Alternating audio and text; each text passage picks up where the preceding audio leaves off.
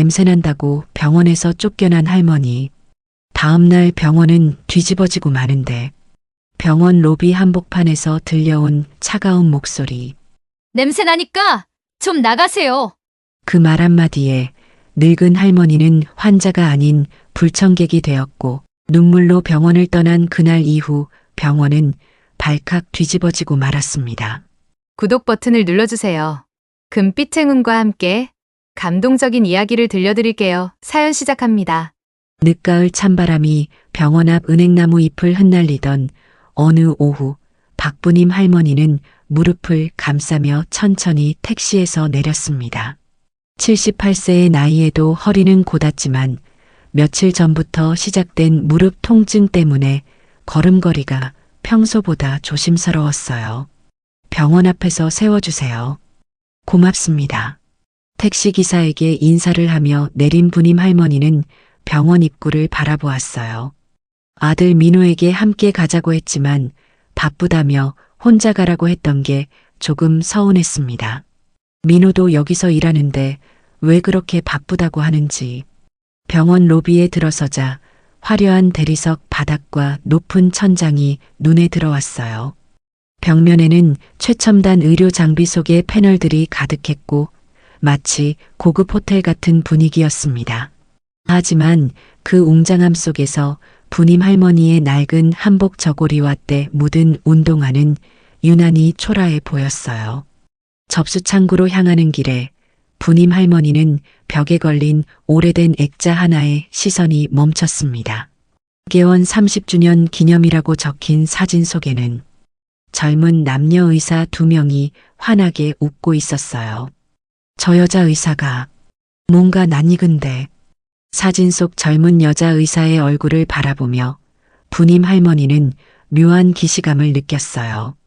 분명히 어디선가 본 적이 있는 얼굴 같았지만 기억이 흐릿하게 막혀 있어 더 이상 떠오르지 않았습니다. 할머니, 접수하러 가세요. 뒤에서 기다리던 다른 환자의 재촉에 부님 할머니는 아쉬운 듯 사진에서 시선을 돌렸어요. 하지만 가슴 한편에서는 무언가 중요한 것을 놓치고 있다는 느낌이 계속 맴돌았습니다. 접수 창구에 서자 20대 후반으로 보이는 직원이 부님 할머니를 위아래로 훑어보았어요. 그 시선에는 명백한 거부감이 섞여 있었습니다. 어르신, 어디가 아프세요? 무릎이 아파서 왔어요. 걷기가 힘들어서. 부님 할머니가 낡은 지갑에서 보험증을 꺼내자 직원은 코를 살짝 찌푸렸어요. 그 표정을 본 대기실의 다른 환자들도 하나둘 고개를 돌려 부님 할머니를 쳐다보기 시작했습니다. 박부님, 어르신이시네요. 그런데 직원이 말을 망설이며 옆자리 동료와 눈빛을 주고받았어요. 그러더니 목소리를 낮춰서 말했습니다. 어르신, 혹시 집에서 좀 더 깨끗하게 하고 오시는 게 다른 환자분들이 좀. 순간 대기실이 조용해졌어요. 부님 할머니는 무슨 말인지 이해하지 못해 어리둥절한 표정을 지었습니다. 냄새가 좀 나세요. 다른 환자분들한테 불편을 끼칠 수 있어서요. 직원의 말이 끝나기도 전에 대기실 곳곳에서 수군거리는 소리가 들려왔어요. 진짜네, 냄새나네. 아휴, 병원이 이런 사람들까지 봤나? 우리도 돈 내고 오는 건데 이런 건 좀. 부님 할머니의 얼굴이 순식간에 붉어졌어요. 78년을 살아오면서 이런 공개적인 모욕을 당해본 적이 없었습니다. 가슴이 뜨겁게 달아오르면서 목이 메었어요. 저는 그냥 아픈 곳을 치료받으러 온 건데요. 어르신, 이해해 주세요. 저희도 다른 환자분들 배려를 해야 하니까. 혹시 다음에 오실 때는 좀 더. 바로 그때 로비 한쪽에서 지켜보던 젊은 간호사가 빠르게 다가왔어요. 이름표에는 김유진이라고 적혀 있었습니다. 할머니, 제가 안내해 드릴게요. 29세의 유진은 부님 할머니의 팔을 조심스럽게 부축하며 다른 환자들의 시선을 자연스럽게 차단했어요. 그녀의 얼굴에는 미안함과 분노가 동시에 어려 있었습니다. 접수는 제가 도와드릴게요. 무릎이 많이 아프시죠? 유진의 따뜻한 목소리에 부님 할머니는 겨우 마음을 진정시킬 수 있었어요. 하지만 가슴 깊은 곳에서 올라오는 서러움은 쉽게 가라앉지 않았습니다. 고마워요. 아니에요, 할머니. 이런 일이 있어서는 안 되는 건데. 유진이 접수를 도와주는 동안 부님 할머니는 자꾸만 그 사진이 생각났어요. 특히 그 젊은 여자 의사의 모습이 머릿속에서 떠나지 않았습니다. 유진 씨, 혹시 저기 걸린 사진 속 의사분들 아세요? 아, 개원 기념 사진 말씀이세요? 오래된 사진이라 잘 모르겠어요. 할머니는 왜 궁금하세요? 그냥 뭔가 낯익어서요. 유진도 호기심이 생겼어요. 사진 속 젊은 여자 의사와 부님 할머니의 얼굴이 묘하게 닮았다는 생각이 들었거든요. 진료실로 향하는 복도를 걸으며 부님 할머니는 다시 한번 그 사진을 바라보았어요. 이상하게도 그 사진을 볼 때마다 가슴 한구석에서 무언가가 꿈틀거리는 느낌이었습니다. 저 사진이 뭔가 중요한 것 같은데. 하지만 아무리 애써도 명확한 기억은 돌아오지 않았어요. 마치 두꺼운 안개에 가려진 것처럼 흐릿하기만 했습니다. 진료실에서 의사는 간단한 검사 후 무릎 관절염이라고 진단했어요. 나이를 생각하면 자연스러운 증상이라며 약을 처방해 주었습니다. 할머니, 정기적으로 오셔서 경과를 보셔야 해요. 네, 감사합니다. 하지만 부님 할머니는 정말로 이 병원에 다시 오고 싶은지 확신이 서지 않았어요. 오늘 당한 모욕이 너무 컸거든요. 진료를 마치고 나오는 길에 부님 할머니는 또다시 그 사진 앞에 멈춰 섰어요. 젊은 여자 의사의 미소가 유난히 따뜻하고 친근해 보였습니다. 이분은 정말 누구일까? 그때 유진이 다가왔어요. 할머니, 약 처방전 받으셨어요? 응, 고마워 유진아. 자연스럽게 반말이 나온 부님 할머니였어요. 49살의 나이 차이에도 불구하고 유진의 따뜻함이 할머니의 마음을 열었습니다. 할머니, 이 사진을 정말 궁금해 하시네요. 제가 한번 알아볼까요? 정말 고마워, 유진아. 병원을 나서며 부님 할머니는 복잡한 감정에 휩싸였어요. 오늘 당한 모욕의 아픔과 동시에 그 사진에 대한 궁금증, 그리고 유진이라는 착한 간호사를 만난 기쁨까지. 택시를 타고 집으로 돌아가는 길에 부님 할머니는 창밖을 바라보며 중얼거렸어요. 뭔가 이상해. 병원이 저래도 되는 건가? 냄새가 난다고 환자를 차별하는 것이 과연 옳은 일인지 78년을 살아온 인생 경험으로도 이해할 수 없었어요. 특히 의사나 간호사라면 환자를 보살피는 것이 우선이어야 하는 것 아닌가요? 예전엔 이런 곳이 아니었던 것 같은데. 하지만 그 예전이 언제인지 왜 그렇게 생각하는지는 명확하지 않았어요. 마치 깊은 안개 속에 가려진 기억 같았습니다. 집에 도착해서도 부님 할머니는 오늘 일을 계속 생각했어요. 특히 그 사진 속 젊은 여자 의사의 모습이 자꾸만 떠올랐습니다. 분명히 중요한 건데 왜 기억이 안 날까? 그날 밤 부님 할머니는 잠들지 못하고 뒤척였어요. 냄새가 난다고 차별받은 굴욕감과 그 사진에 대한 궁금증이 번갈아가며 머릿속을 맴돌았습니다. 어렴풋이 꿈속에서 젊은 시절의 자신이 흰 가운을 입고 환자를 돌보는 모습이 스쳐 지나갔어요. 하지만 깨어나자마자 그 꿈은 사라져버렸습니다. 내일 유진이가 뭔가 알아내주겠지. 부님 할머니는 젊은 간호사가 그 사진에 대해 뭔가 알아내기를 기대했어요. 분명히 그 안에 중요한 단서가 숨어 있을 거라는 확신이 들었거든요. 며칠 후 다시 병원에 가야 할 약 처방전을 바라보며 부님 할머니는 복잡한 마음이었어요. 다시 그런 모욕을 당할 수도 있다는 두려움과 동시에 그 사진의 비밀을 알고 싶다는 호기심이 교차했습니다. 다음엔 더 조심해서 가야지. 하지만 그 사진은 꼭 다시 봐야 해. 부님 할머니는 내일이 오기를 기다리며 긴 밤을 보냈어요. 무언가 중요한 변화가 시작될 것 같은 예감이 들었거든요. 며칠이 지나도 부님 할머니는 그날의 일을 잊을 수 없었어요. 특히 그 사진 속 젊은 여자 의사의 모습이 자꾸만 떠올라 밤잠을 설쳤습니다. 저 사람이 누구였을까? 왜 이렇게 신경 쓰이지? 한 주가 지난 어느 오후 부님 할머니는 처방받은 약이 떨어져 다시 병원을 찾았어요. 이번에는 며느리 경희가 함께 왔습니다. 어머님, 오늘은 좀 더 단정하게 하고 오시니까 다행이네요. 지난번 일 때문에 병원에서 연락이 와서 정말 곤란했어요. 43세 행정팀장인 경희는 시어머니의 지난번 일로 직장에서 눈총을 받았던 터라 예민한 상태였어요.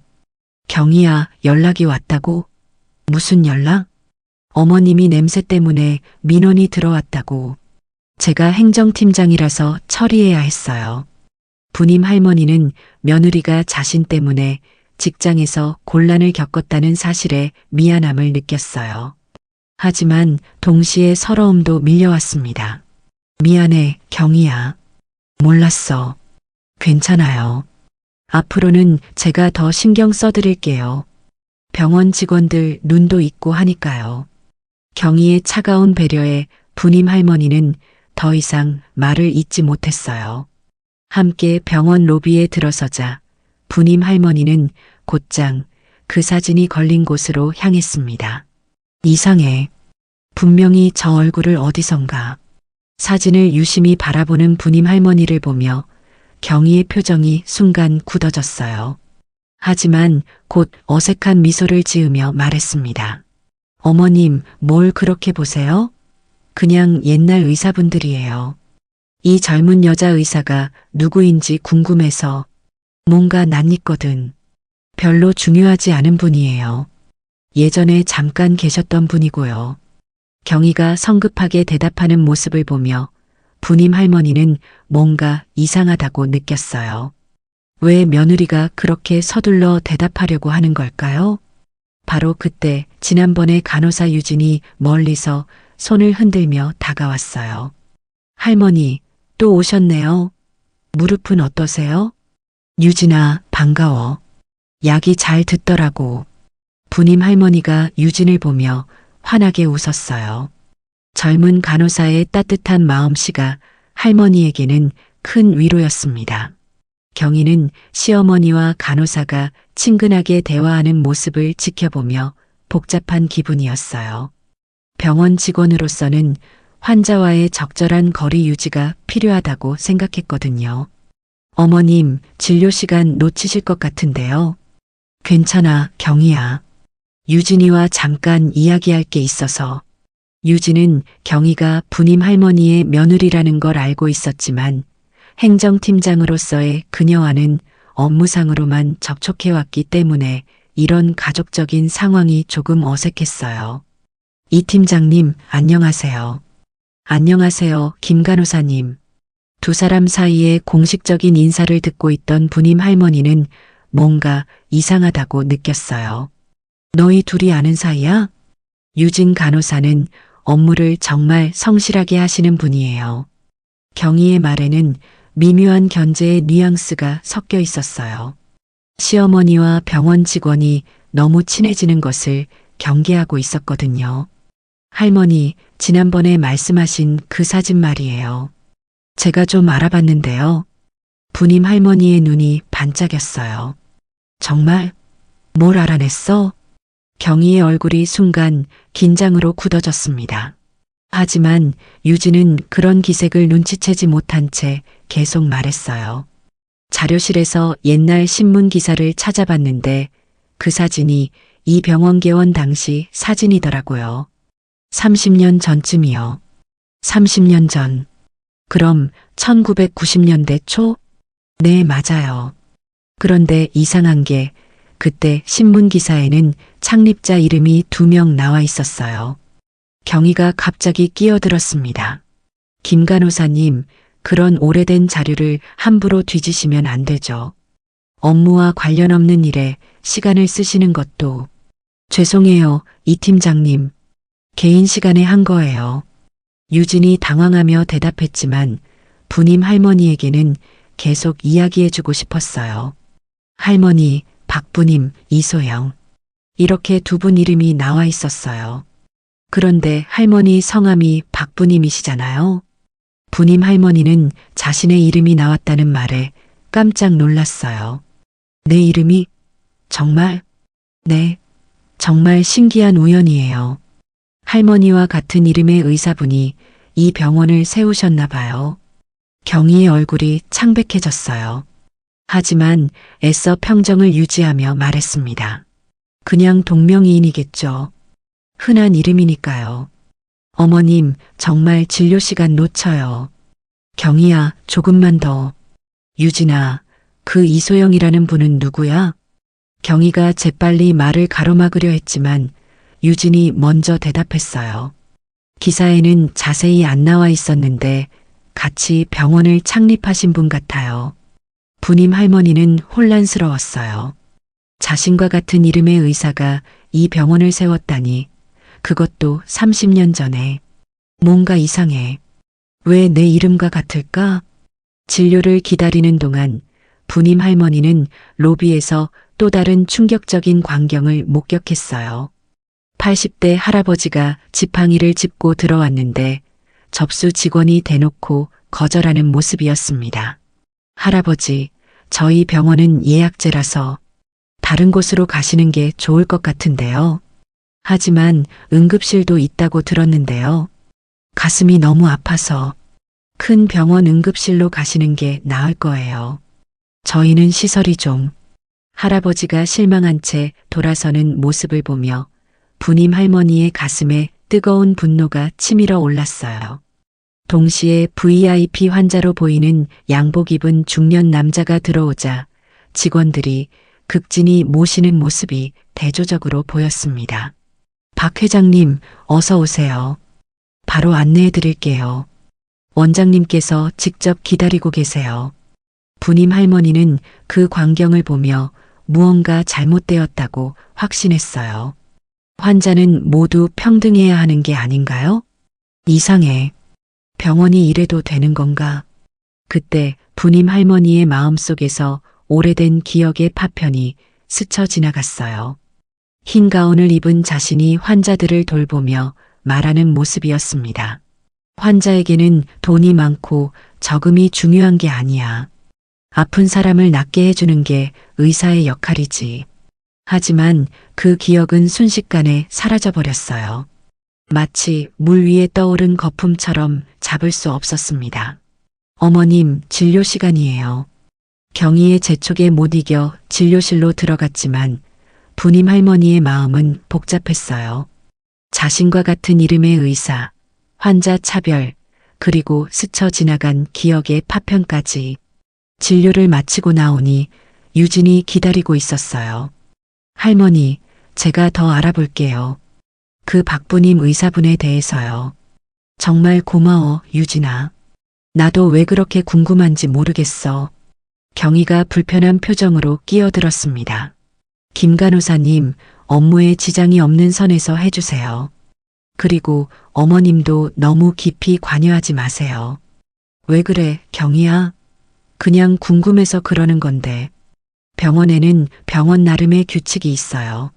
너무 개인적인 관심을 보이시면. 부님 할머니는 며느리의 말이 이해되지 않았어요. 궁금한 걸 물어보는 게 왜 문제가 되는 걸까요? 집으로 돌아가는 차 안에서 경희는 시어머니에게 말했어요. 어머님, 앞으로는 저와 함께 오세요. 혼자 오시면 또 무슨 일이 생길지 모르니까요. 나는 혼자서도 잘 다닐 수 있어, 경희야. 어머님 몸도 생각해야 하고 저도 직장에서 눈치가 보여요. 이해해 주세요. 부님 할머니는 며느리의 입장도 이해했지만 뭔가 답답한 기분이었어요. 자유롭게 궁금한 것도 물어볼 수 없다니. 그날 밤 부님 할머니는 침대에 누워 오늘 들은 이야기를 곱씹었어요. 박부님, 나와 같은 이름의 의사가 이 병원을 세웠다고? 그리고 그 순간 스쳐 지나간 기억의 파편도 신경 쓰였어요. 분명히 자신이 흰 가운을 입고 환자를 돌보는 모습이었는데 그게 단순한 꿈이었을까요? 그리고 이소영. 그 사람은 누구일까? 부님 할머니는 유진이 더 많은 것을 알아내기를 간절히 바랐어요. 하지만 경희의 견제 때문에 쉽지 않을 것 같았습니다. 며칠 후 약을 다시 받으러 가야 할 때가 되었어요. 이번에는 경희 없이 혼자 가고 싶었지만 며느리가 허락하지 않을 것 같았습니다. 어떻게 하면 유진이와 자유롭게 이야기할 수 있을까? 부님 할머니는 그 방법을 고민하며 잠에 들었어요. 꿈속에서 또다시 젊은 시절의 자신이 나타났지만 이번에는 조금 더 선명했습니다. 그리고 누군가가 자신을 엄마라고 부르는 목소리도 들렸어요. 하지만 깨어나자마자 그 기억은 다시 흐릿해졌습니다. 다만 한 가지 확실한 건 그 기억들이 점점 더 자주, 더 선명하게 돌아오고 있다는 것이었어요. 한 주가 넘도록 부님 할머니는 유진이 알아낸 그 이야기를 계속 생각했어요. 자신과 같은 이름의 의사가 이 병원을 세웠다는 사실이 머릿속에서 떠나지 않았습니다. 정말 단순한 우연일까? 며칠 후 부님 할머니는 약을 다시 받으러 가야 했어요. 경희가 함께 가겠다고 했지만 이번에는 혼자 가고 싶었습니다. 경희야, 오늘은 내가 혼자 갈게. 간단히 약만 받으면 되니까. 어머님, 지난번에도 말씀드렸지만 혼자 가시면 안 돼요. 또 무슨 일이 생기면 유진이가 있으니까 괜찮아. 그 간호사분께 너무 의존하시면 안 돼요. 직장에서도 부담스러워 하실 거예요. 하지만 부님 할머니는 이미 마음을 정했어요. 경희가 없어야 유진과 자유롭게 대화할 수 있을 것 같았거든요. 나는 혼자 갈 거야. 택시 타고 가면 되니까.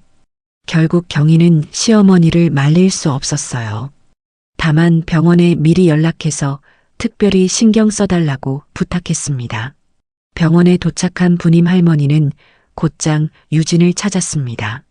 다행히 유진은 접수 창구 근처에서 업무를 보고 있었어요. 유진아, 나왔어. 할머니, 혼자 오셨네요? 이 팀장님은 안 오셨어요? 오늘은 나 혼자 왔어. 그 이야기 더 알아낸 거 있어? 유진은 주변을 살피더니 부님 할머니를 조용한 곳으로 데려갔어요. 할머니, 정말 신기한 걸 발견했어요. 어제 자료실에 다시 가봤는데요. 정말? 네, 오래된 개원 기념 앨범을 찾았어요. 그런데 유진이 조심스럽게 복사해온 사진 몇 장을 보여주었어요. 30년 전 병원 개원식 때 찍은 것들이었습니다. 이 사진들을 보세요. 여기 박부님 선생님이라고 적혀 있어요. 부님 할머니는 그 사진들을 자세히 들여다보았어요. 젊은 여자 의사가 환자들을 돌보고 있는 모습, 병원 직원들과 함께 웃고 있는 모습들이었습니다. 이 사람이 정말 나와 같은 이름에. 그런데 사진을 보는 순간 부님 할머니의 머릿속에 또 다른 기억의 파편이 스쳐 지나갔어요. 이번에는 더 선명했습니다. 부님아, 우리가 이 병원을 성공시켜보자. 환자들이 정말 편안하게 치료받을 수 있는 곳으로 만들어보자. 젊은 여자의 목소리였어요. 누군가가 자신을 부님아라고 부르는 목소리. 아, 부님 할머니가 갑자기 머리를 감싸며 흔들었어요. 무언가 중요한 기억이 돌아오려고 하는데 마치 두꺼운 벽에 막힌 것처럼 더 이상 진전되지 않았습니다. 할머니, 괜찮으세요? 응, 괜찮아. 그런데 유진아, 이 이소영이라는 사람은 뭐 하는 사람이었어? 그것도 알아봤어요. 이소영 선생님은 박부님 선생님의 딸이었대요. 어머니와 함께 병원을 운영하셨던 분이에요. 딸? 네, 그런데 안타깝게도 몇 년 전에 돌아가셨대요. 간암으로. 부님 할머니의 가슴이 갑자기 아파왔어요. 왜인지 모르게 그 이소영이라는 사람에 대해 깊은 슬픔이 느껴졌습니다. 언제 돌아가셨어? 2018년이라고 되어 있었어요. 그때 이후로 병원 운영이 많이 바뀌었다고 하더라고요. 바로 그때 멀리서 아들 민호가 걸어오는 모습이 보였어요. 부님 할머니는 민호에게 손을 흔들었습니다. 민호야. 민호는 어머니를 보고 잠깐 멈칫했어요. 하지만 곧 주변을 의식하며 어색하게 다가왔습니다. 어머니, 왜 혼자 오셨어요? 경희가 함께 온다고 하지 않았나요? 나 혼자 올 수 있어. 민호야, 너는 여기서 일하면서 이 병원 역사 같은 거 아니? 민호는 어머니의 질문에 당황하는 기색을 보였어요. 무슨 역사를 말씀하시는 거예요? 30년 전에 이 병원을 세운 의사분들 말이야. 박부님, 이소영이라는. 민호의 얼굴이 순간 굳어졌어요. 유진도 그 변화를 눈치챘습니다. 어머니, 그런 건 왜 궁금해 하세요? 옛날 일이잖아요. 그냥 궁금해서, 내 이름과 같아서. 동명이인이겠죠. 어머니, 진료나 받으시고 빨리 집에 가세요. 민호가 서둘러 자리를 떠나려고 하자 부님 할머니는 아들의 이상한 반응을 의아해했어요. 민호야, 왜 그렇게 급해? 바빠서요. 환자들이 기다리고 있어서. 민호는 어머니와 더 이상 대화하지 않고 빠르게 사라졌어요. 유진은 그 광경을 보며 뭔가 이상하다고 생각했습니다. 할머니, 아드님이 왜 그렇게 피하시는 것 같죠? 나도 모르겠어. 요즘 계속 그래. 잠시 후 부님 할머니는 더 충격적인 광경을 목격했어요. 로비 한쪽에서 보호자로 보이는 중년 여자가 접수 직원과 큰 소리로 다투고 있었습니다. 우리 어머니가 응급 환자라고요. 왜 진료를 거부하는 거예요? 죄송하지만 저희 병원 규정상. 규정이 뭐가 그렇게 중요해요? 사람이 아픈데. 그때 보안 요원 2명이 나타나서 그 여자를 밖으로 끌고 나가려고 했어요. 잠깐 뭐 하는 거야? 부님 할머니가 벌떡 일어서며 소리쳤어요. 78세의 나이에도 불구하고 목소리에는 강한 권위가 담겨 있었습니다. 할머니, 위험해요. 개입하지 마세요. 유진이 말렸지만 부님 할머니는 그 여자에게 다가갔어요. 무슨 일이에요? 할머니, 저희 어머니가 갑자기 쓰러지셨는데 병원에서 진료를 거부해요. 의료보험도 있는데 왜 안 받아주는지. 부님 할머니는 접수 직원에게 다가갔어요. 왜 환자를 거부하는 거예요? 할머니, 이건 할머니가 관여할 일이 아니에요. 환자를 돌보는 게 병원의 역할 아닌가요? 그때 민호가 급하게 다가왔어요. 어머니가 또 문제를 일으키고 있다는 소식을 들었던 것 같았습니다. 어머니, 무슨 일이에요? 왜 여기서 이러세요? 민호야, 이 환자분을 왜 진료해주지 않는 거야? 민호는 당황하며 주변을 둘러보았어요.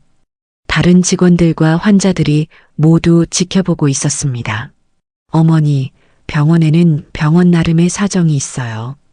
이해해 주세요. 사정이 뭐야? 아픈 사람 고쳐주는 게 의사 일 아니야? 어머니, 제발. 집에 가세요. 민호가 어머니의 팔을 잡고 끌고 가려고 했지만 부님 할머니는 뿌리치며 말했어요. 나는 안 가. 이건 잘못된 거야. 그 순간 병원장 박진수가 나타났어요. 사위는 시어머니가 또 소동을 일으키고 있다는 보고를 받고 직접 나온 것이었습니다. 어머님, 무슨 일이신지요? 진수의 목소리는 정중했지만 그 속에는 차가운 경고가 담겨 있었어요. 진수야, 왜 아픈 환자를 거절하는 거야? 어머님, 병원 운영에는 여러 가지 고려사항이 있습니다. 이해해 주세요. 무슨 고려사항이야? 환자는 환자잖아. 진수는 주변의 시선을 의식하며 어색한 미소를 지었어요. 어머님, 여기서 이러시면 안 됩니다. 민호야, 어머니를 모시고 가라. 네, 원장님. 민호가 다시 어머니를 데려가려고 했지만 부님 할머니는 완강히 거부했어요. 나는 안 가. 왜 환자를 차별하는 거야? 그때 유진이 조용히 다가와서 부님 할머니의 손을 잡았어요. 할머니, 일단 진정하세요. 제가 그 환자분 도와드릴게요. 유진의 따뜻한 손길에 부님 할머니는 겨우 마음을 진정시킬 수 있었어요. 하지만 가슴속의 분노는 쉽게 가라앉지 않았습니다. 유진아, 이런 게 맞는 거야? 할머니, 저도 이상하다고 생각해요. 병원이 이래서는 안 되는데. 그날 집으로 돌아가는 길에 부님 할머니는 계속 생각했어요. 자신과 같은 이름의 의사, 그 의사의 딸, 그리고 6년 전부터 바뀐 병원 운영. 뭔가 연결되어 있어. 분명히. 그리고 오늘 민호와 진수의 반응도 이상했어요. 왜 그들은 환자를 도우려는 자신을 그렇게 말리려고 했을까요? 내일 다시 가서 유진이와 더 이야기해 봐야겠어. 그날 밤 부님 할머니의 꿈에는 더 선명한 기억들이 나타났어요. 젊은 여자와 함께 환자를 돌보는 자신의 모습, 그리고 그 여자가 엄마라고 부르는 목소리. 소영아, 엄마가 여기 있어. 꿈속에서 부님 할머니는 그 여자를 안아주며 울고 있었어요. 하지만 깨어나자마자 그 기억은 다시 흐릿해졌습니다. 소영이, 누구지? 부님 할머니는 그 이름이 왜 그렇게 애틋하게 느껴지는지 알 수 없었어요. 하지만 분명한 건 내일 유진과 함께 더 많은 진실을 찾아내야 한다는 것이었습니다. 뭔가 중요한 일이 일어나고 있어. 나와 관련된 일이.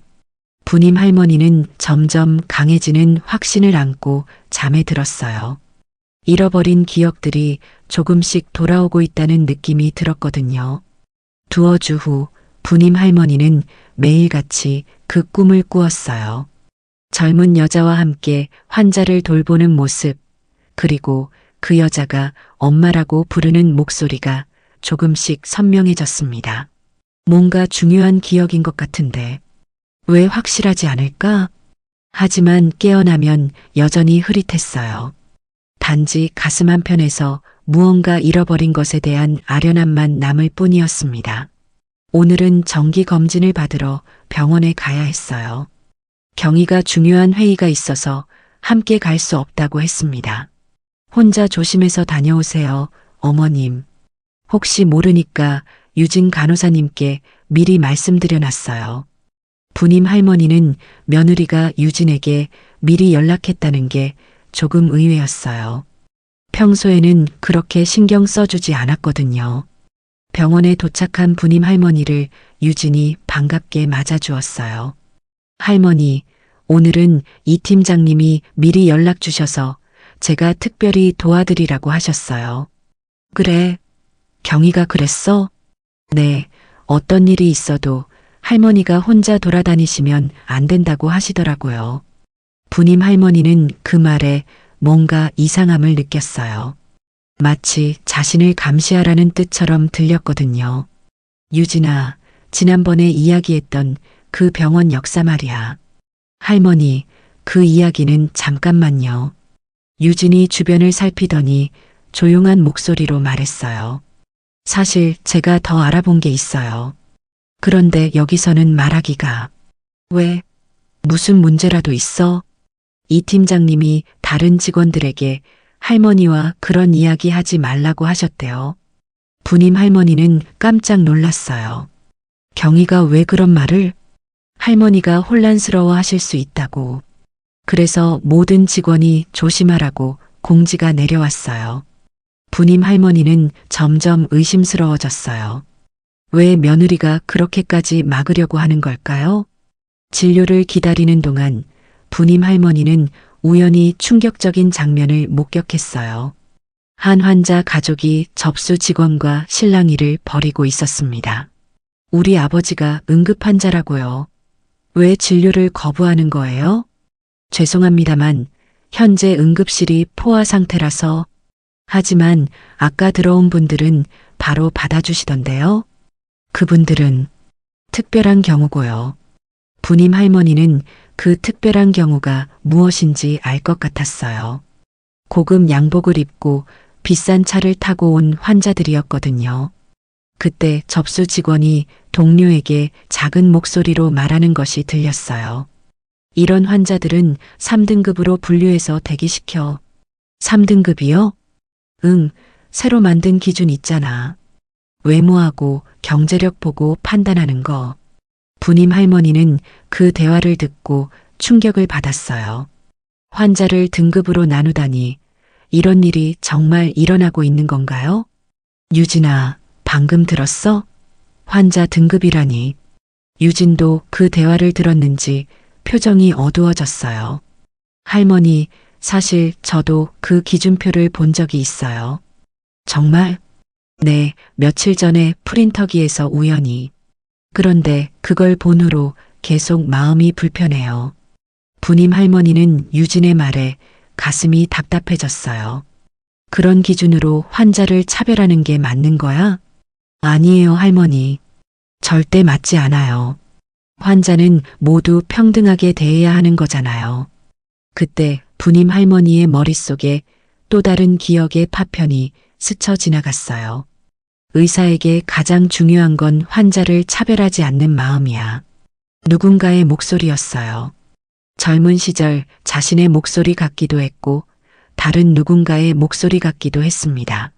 아, 뭔가 중요한 기억인데. 할머니, 괜찮으세요? 응, 괜찮아.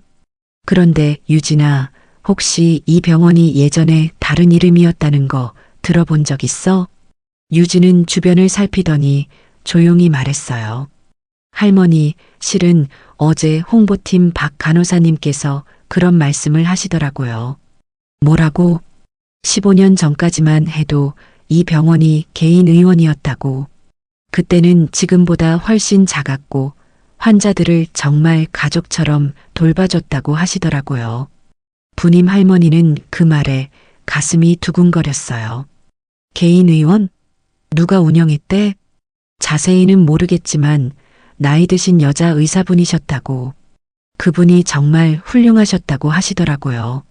그 의사분 이름은 몰라? 유진이 망설이다가 작은 목소리로 말했어요. 박 간호사님 말씀으로는 박부님 선생님이라고 하셨어요. 부님 할머니는 자신의 이름을 듣는 순간 온몸에 전율이 흘렀어요.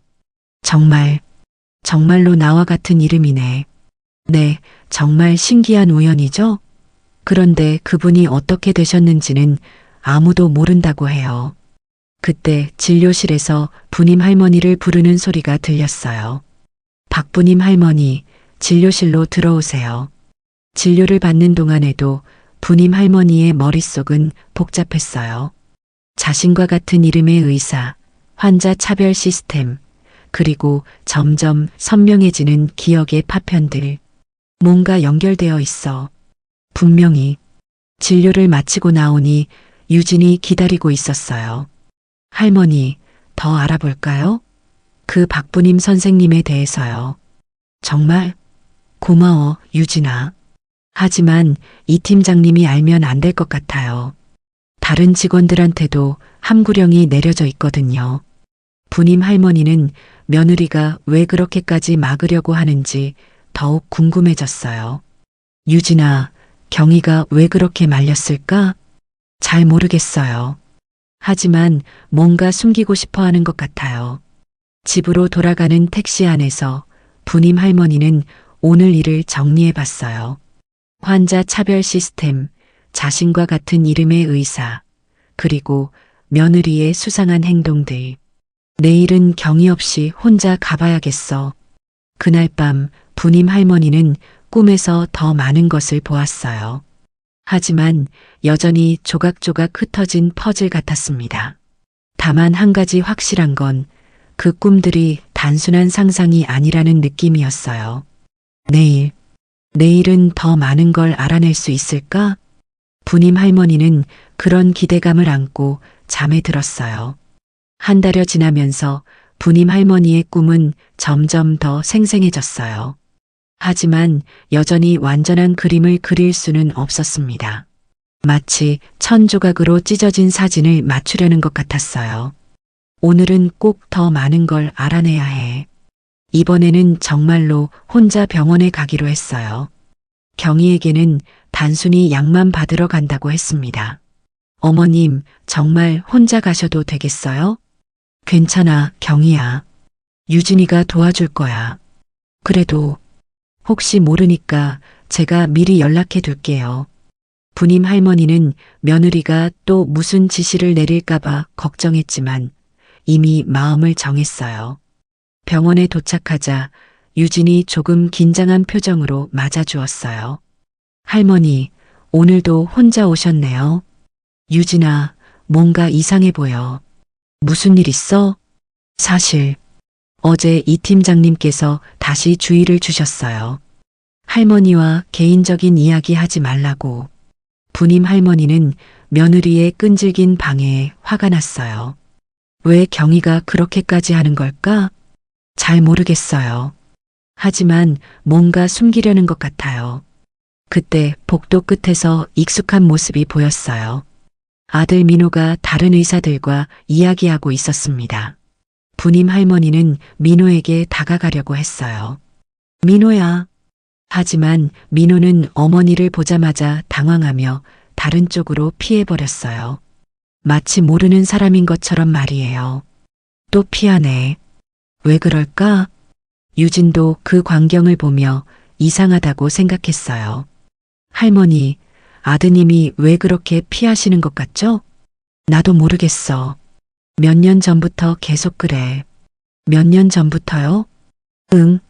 정확히 언제부터인지는 기억이 안 나지만 부님 할머니가 말하다가 갑자기 멈췄어요. 뭔가 중요한 기억이 스쳐 지나가는 것 같았거든요. 6년 전 뭔가 큰 일이 있었던 것 같은데 그때 유진이 조심스럽게 말했어요.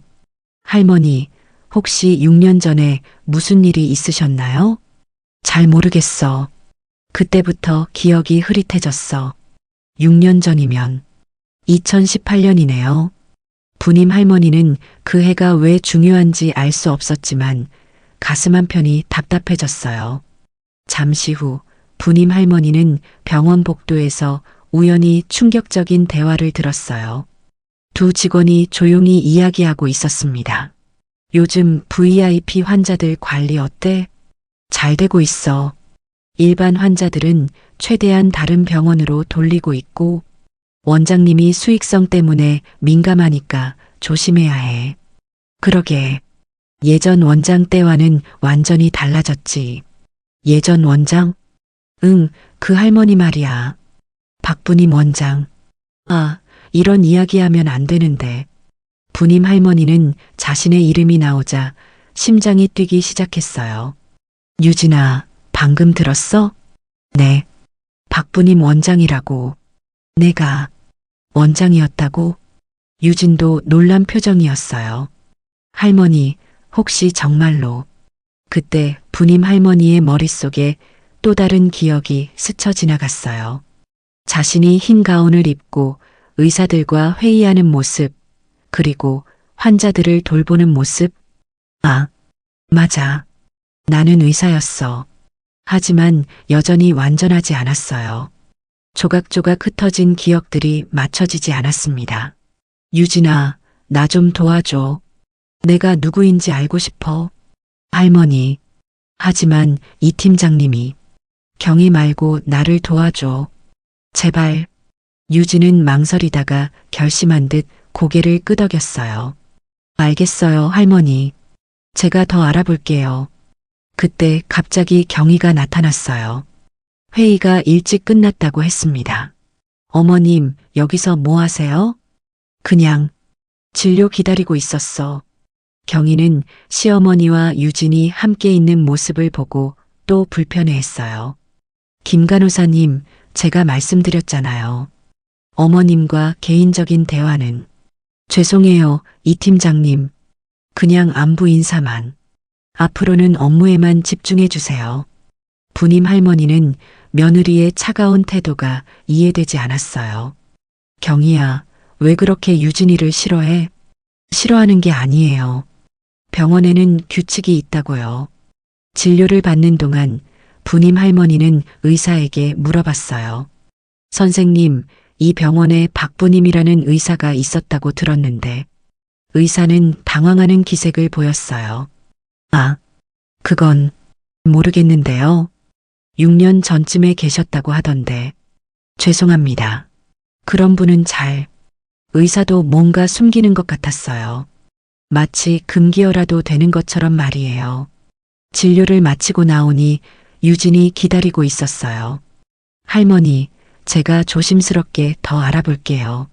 하지만 시간이 좀 걸릴 것 같아요. 고마워, 유진아. 나도 뭔가 중요한 걸 잃어버린 것 같아. 할머니, 혹시 집에 오래된 사진이나 서류 같은 거 없으세요? 부님 할머니는 생각해 봤어요. 글쎄, 집에 오래된 상자가 있긴 한데, 한번 찾아보세요. 뭔가 단서가 있을지도 몰라요. 집으로 돌아가는 길에 부님 할머니는 오늘 들은 이야기들을 정리해 봤어요. 박부님 원장, 예전 원장, 6년 전의 변화. 정말로 내가 그 박부님 원장이었을까? 집에 도착한 부님 할머니는 다락방에 있던 오래된 상자를 꺼내왔어요. 먼지가 가득한 상자 안에는 오래된 사진들과 서류들이 들어 있었습니다.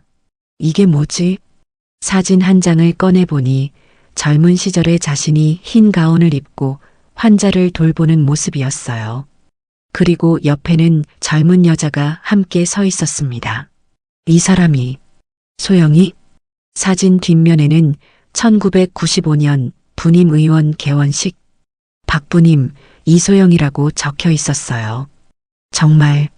정말로 내가 의사였구나. 부님 할머니는 그 사진을 보며 눈물이 났어요. 잃어버린 기억들이 조금씩 돌아오는 것 같았거든요. 또 다른 사진에는 이소영이 결혼하는 모습이 있었어요. 신랑은 젊은 시절의 박진수였습니다. 진수와 소영이가 결혼했구나. 그럼 소영이는 정말 내 딸이었어. 그리고 마지막 사진에는 이소영이 병상에 누워있는 모습이 있었어요. 부님 할머니가 딸의 손을 잡고 있었습니다. 소영아, 엄마가 여기 있어. 사진을 보는 순간 부님 할머니의 기억이 조금 더 선명해졌어요. 딸의 죽음, 그 이후의 절망, 그리고 기억을 잃어가는 자신의 모습. 2018년, 소영이가 죽은 해구나. 이제 조금씩 퍼즐이 맞춰지기 시작했어요. 하지만 여전히 많은 부분이 비어 있었습니다. 내일은 유진이와 함께 더 많은 걸 알아내야 해. 부님 할머니는 그 사진들을 가슴에 안고 잠에 들었어요. 꿈에서는 딸 소영이가 나타나서 말했습니다. 엄마, 진실을 찾아야 해요. 우리가 세운 병원을 되찾아야 해요. 하지만 깨어나면 그 꿈도 흐릿해졌어요. 다만 한 가지 확실한 건 자신이 단순한 환자가 아니라는 것이었습니다. 나는 박부님, 이 병원을 세운 의사야. 비록 아직 모든 기억이 돌아오지는 않았지만 부님 할머니는 확신을 가지기 시작했어요. 충분한 확신을 얻은 후 부님 할머니는 달라졌어요. 며칠 전까지만 해도 불안하고 혼란스러웠던 모습 대신 점점 더 당당해지고 있었습니다. 나는 박부님이야. 이 병원을 세운 의사였어. 오늘은 유진과 약속한 날이었어요. 경희에게는 단순한 검진이라고 했지만 실제로는 진실을 찾기 위한 중요한 날이었습니다. 어머님, 정말 혼자 가셔도 되겠어요? 괜찮아, 경희야. 이제 익숙해졌어.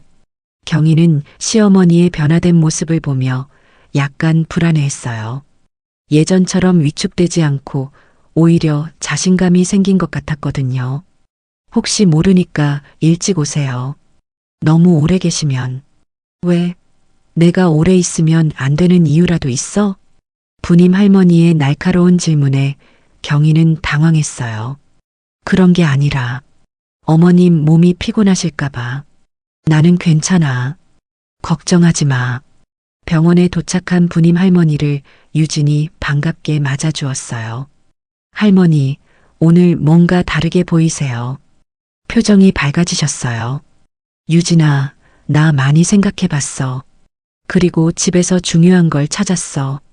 부님 할머니는 어제 발견한 사진들을 유진에게 보여주었어요. 이걸 보세요. 유진은 사진을 보고 깜짝 놀랐어요. 할머니, 이거 정말 할머니세요? 응, 젊었을 때 내 모습이야. 그리고 이 사람이 내 딸 소영이. 이소영 선생님이 정말 할머니 따님이셨구나. 유진은 사진 뒷면의 글씨를 읽어봤어요. 1995년 부님 의원 개원식. 박부님, 이소영. 정말로 할머니가 이 병원을 세우신 거네요. 그래, 이제 확실해. 나는 환자가 아니라 이 병원의 주인이었어. 유진도 흥분했어요. 할머니, 그럼 지금 이 병원에서 일어나고 있는 일들이 모두 잘못된 거야. 내가 세운 병원이 이렇게 변했다니. 부님 할머니는 분노와 슬픔이 섞인 표정을 지었어요. 유진아, 나 도와줄 거지? 물론이에요, 할머니. 이건 정말 잘못된 일이에요. 그때 유진이 주변을 살피더니 조용한 목소리로 말했어요. 할머니, 사실 제가 더 알아낸 게 있어요. 뭘 알아냈어? 어젯밤에 야간 근무하면서 우연히 원장실 근처를 지나가는데 원장님과 이 팀장님이 이야기하는 걸 들었어요. 부님 할머니는 귀를 기울였어요. 무슨 이야기? 할머니에 대한 이야기였어요. 늙은 여자가 자꾸 옛날 일을 캐묻는다면서 더 위험해지기 전에 뭔가 조치를 해야 한다고 하더라고요. 부님 할머니는 충격을 받았어요. 조치라니? 무슨 조치? 정확히는 모르겠지만 할머니가 진실을 알아내는 걸 막으려는 것 같아요. 그럼 정말로 뭔가 숨기고 있는 거네. 유진이 더 조심스럽게 말했어요. 그리고 원장님이 예전 기록들을 모두 처리했다고 생각했는데 아직 남은 게 있나라고 하시더라고요. 기록들을 처리했다고? 네, 뭔가 증거를 없앴다는 뜻인 것 같아요. 부님 할머니는 점점 화가 났어요. 자신의 병원에서 자신의 사위가 이런 일을 저지르고 있다니. 유진아, 우리 함께 증거를 찾아보자. 하지만 할머니, 위험할 수도 있어요. 위험해도 해야 해. 이건 내 병원이야. 그때 갑자기 누군가가 다가오는 소리가 들렸어요. 두 사람은 재빨리 다른 이야기로 바꿨습니다. 할머니, 약은 잘 드시고 계세요? 응, 잘 먹고 있어. 지나가던 다른 간호사였어요. 하지만 그 간호사의 표정이 뭔가 이상했습니다. 혹시 저희 이야기 들었을까요? 모르겠어. 조심해야겠어.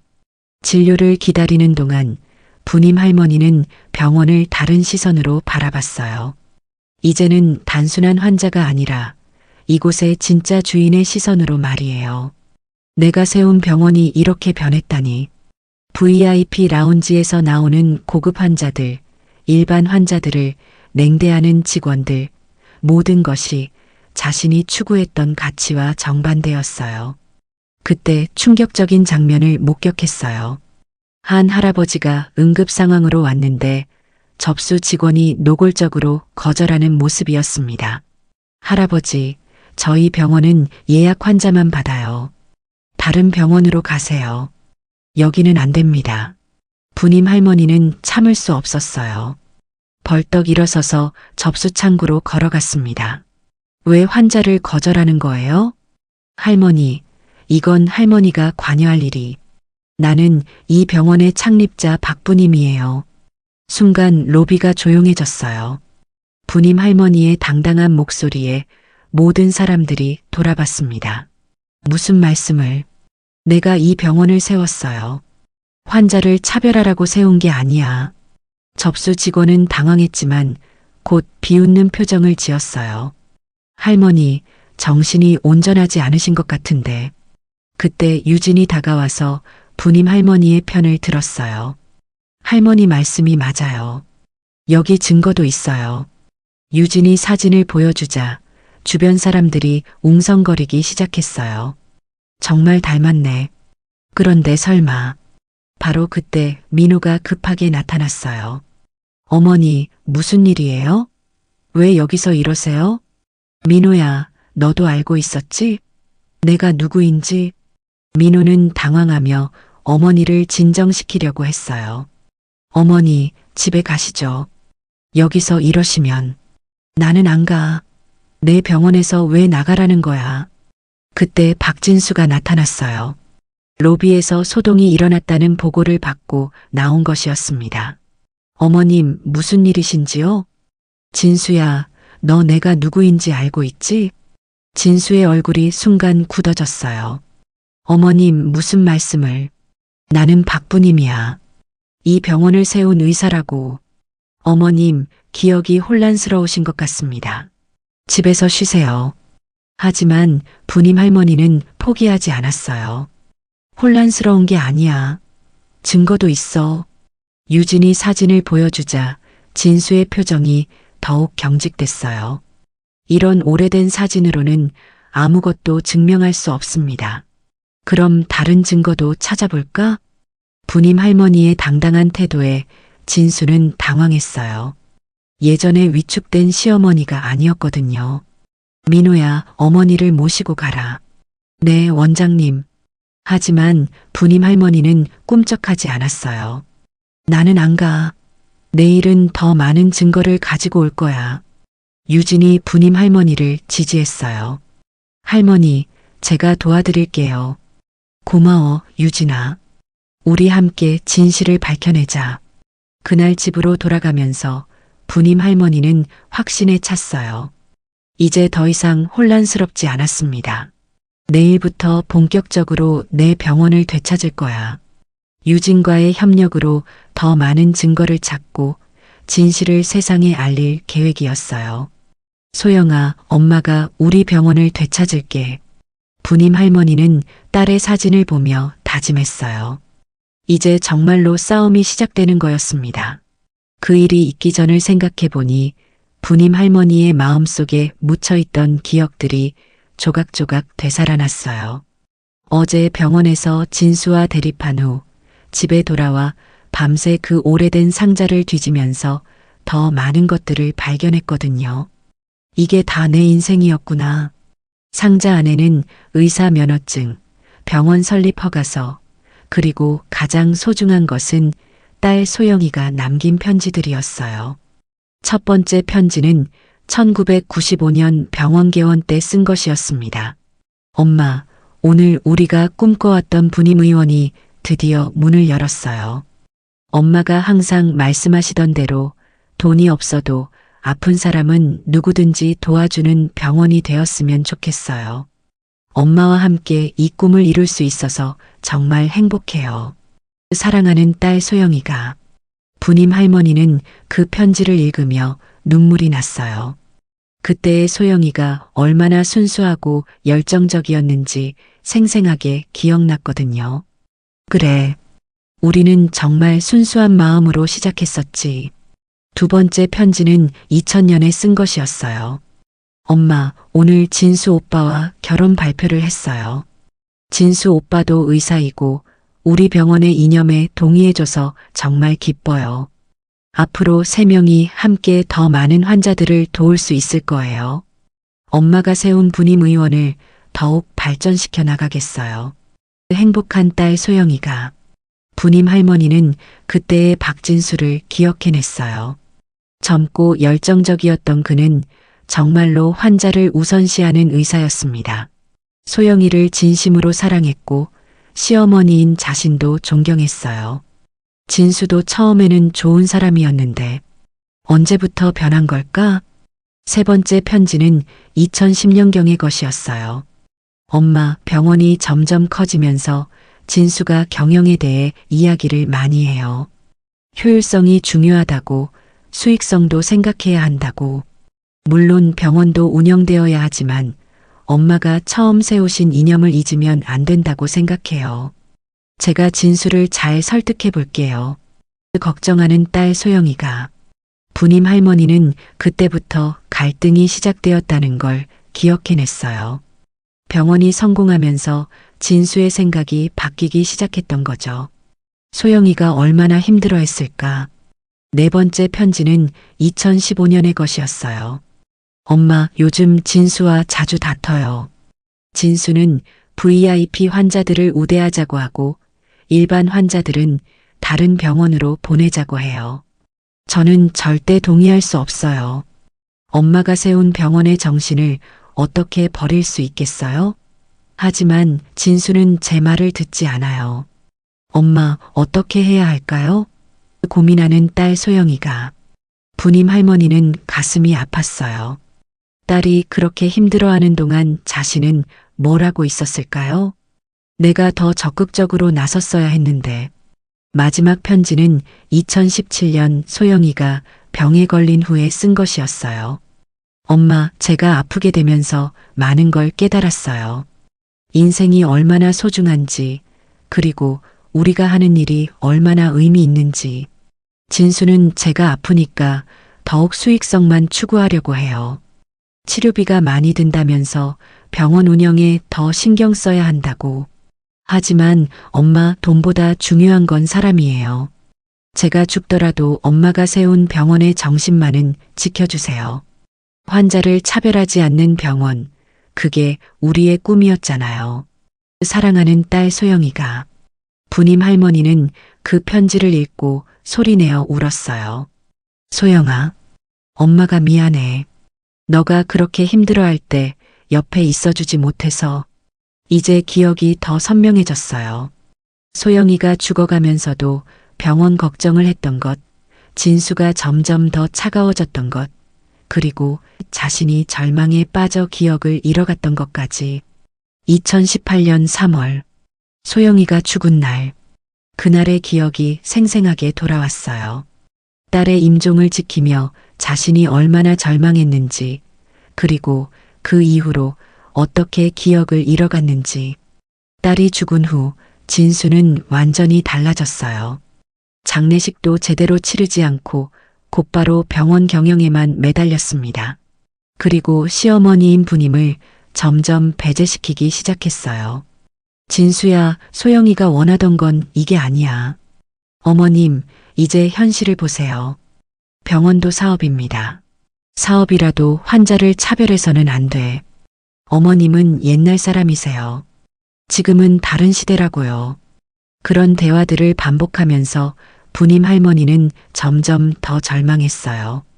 사랑하는 딸을 잃은 슬픔과 함께 자신이 평생 지켜온 가치까지 무너지는 것을 지켜봐야 했거든요. 그때부터 내가 기억을 잃기 시작했구나. 상자 안에는 2018년 이후의 의료 기록들도 있었어요. 충격성 기억상실, 우울증, 인지기능 저하 같은 진단명들이 적혀 있었습니다. 진수는 시어머니의 병을 이용했어요. 기억상실이라는 핑계로 병원 경영에서 완전히 배제시켰고 부님 의원이라는 이름도 바꿔버렸습니다. 그리고 나를 그냥 환자 취급했구나. 이제 모든 퍼즐이 맞춰졌어요. 왜 진수와 경희가 그렇게 과거 이야기를 막으려고 했는지, 왜 민호가 자신을 피했는지 모든 것이 명확해졌습니다. 민호도 알고 있었어. 하지만 진수한테 밀려서 아무것도 할 수 없었던 거야. 부님 할머니는 딸의 마지막 편지를 다시 읽어봤어요. 엄마, 제가 죽더라도 엄마가 세운 병원의 정신만은 지켜주세요.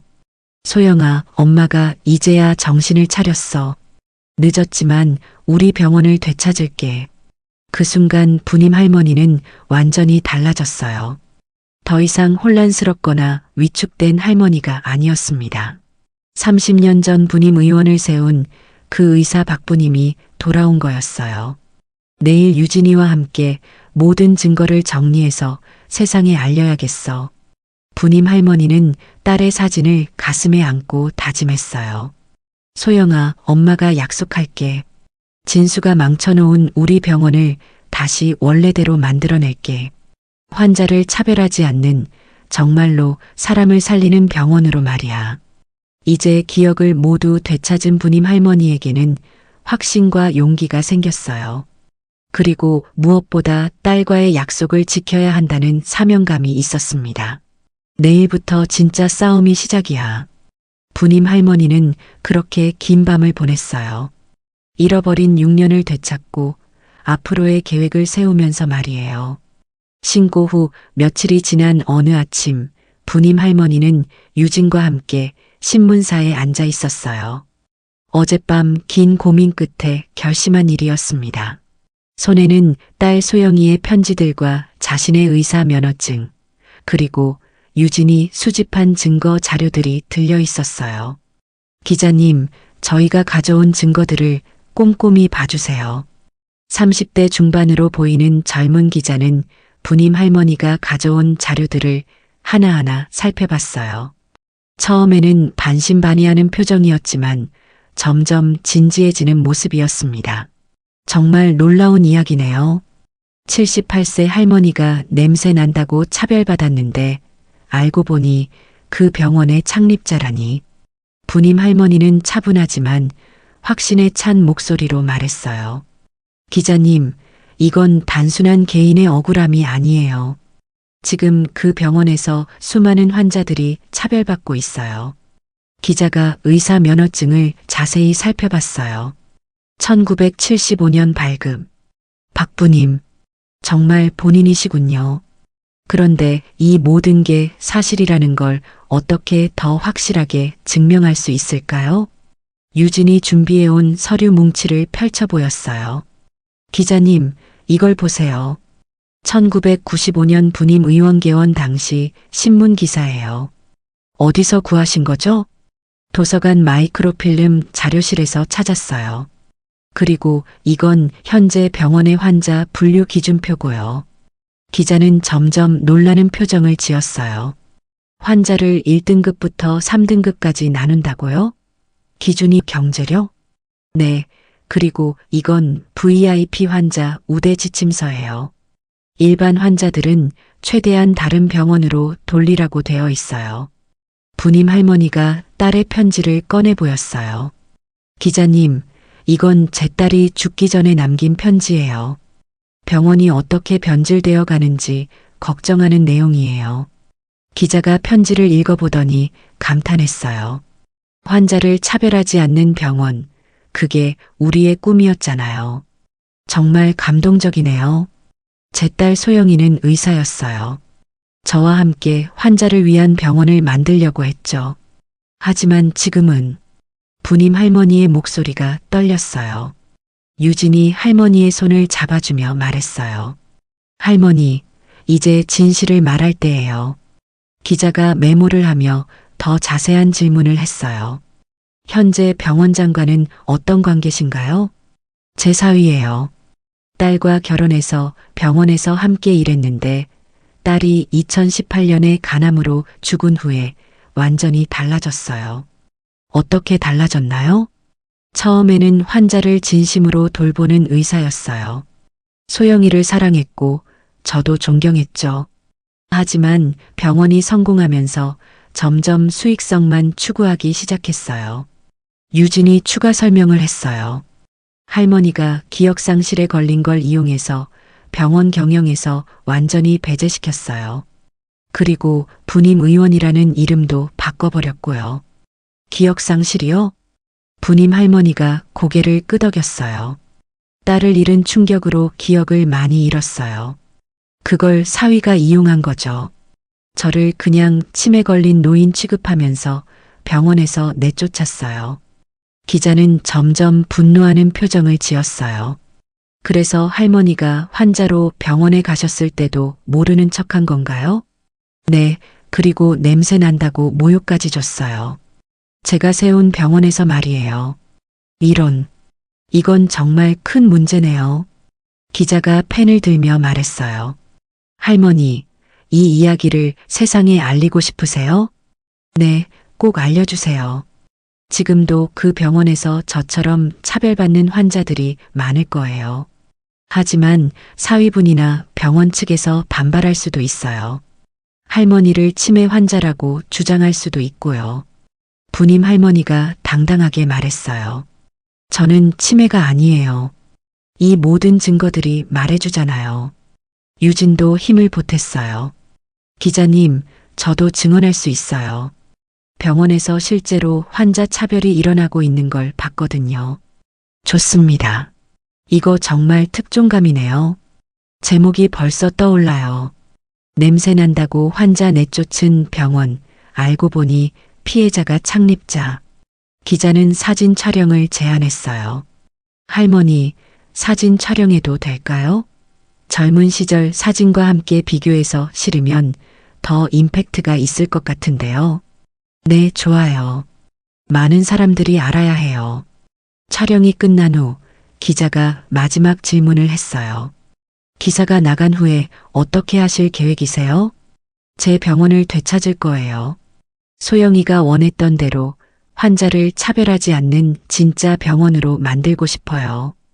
응원하겠습니다. 내일 아침 일면에 실리도록 하겠어요. 그 다음 날 아침 부님 할머니는 떨리는 마음으로 신문을 펼쳐봤어요. 정말로 일면 톱기사로 실려 있었습니다. 유진아, 정말 나왔어. 전화를 받은 유진의 목소리도 흥분되어 있었어요. 할머니, 지금 병원이 완전히 난리예요. 아침부터 환자들이 몰려와서 항의하고 있어요. 정말? 어떤 상황이야? 로비가 사람들로 가득 차서 업무를 볼 수가 없어요. 그리고 다른 언론사 기자들도 계속 오고 있고요. 부님 할머니는 가슴이 뛰었어요. 나도 가볼게. 같이 가자. 할머니, 위험할 수도 있어요. 괜찮아. 이제 숨을 이유가 없어. 2시간 후 부님 할머니는 유진과 함께 병원으로 향했어요. 멀리서부터 소란스러운 소리가 들렸습니다. 병원 앞에는 정말로 많은 사람들이 모여 있었어요. 환자 가족들이 피켓을 들고 시위를 하고 있었습니다. 우리 부모도 내쫓을 건가? 환자 차별 중단하라. 부님 할머니를 지지한다. 그리고 여러 방송국 취재진들도 와 있었어요. 카메라와 마이크가 가득했습니다.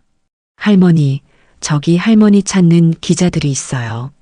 한 방송 기자가 부님 할머니를 알아보고 달려왔어요. 혹시 박부님 선생님이시죠? 생방송 인터뷰 좀 부탁드립니다. 네, 좋아요. 카메라가 돌아가기 시작했어요.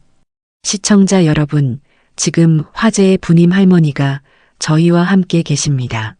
선생님, 30년 전에 세우신 병원이 이렇게 변한 걸 보시니 어떤 기분이세요? 너무 가슴이 아파요. 저는 환자를 차별하라고 병원을 세운 게 아니거든요. 아픈 사람이면 누구든지 도와야 한다는 마음으로 시작했어요.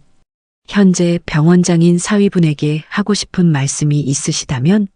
부님 할머니는 카메라를 똑바로 보며 말했어요. 진수에게 말하고 싶어요. 소영이가 살아있다면 얼마나 슬퍼했을까요? 당신이 이렇게 변한 걸 보고 말이에요. 우리가 처음 시작했던 마음을 기억해 주세요. 그때 병원 안에서 박진수가 나왔어요. 얼굴이 창백하고 당황한 모습이었습니다. 취재진들이 몰려들었어요. 원장님, 이 모든 보도에 대해 어떻게 생각하시나요? 진수는 머뭇거리며 대답했어요. 저는 정당하게 병원을 운영하고 있습니다. 그럼 환자 차별 시스템은 사실이 아니라는 건가요? 그건 효율적인 운영을 위한 불가피한 조치였습니다.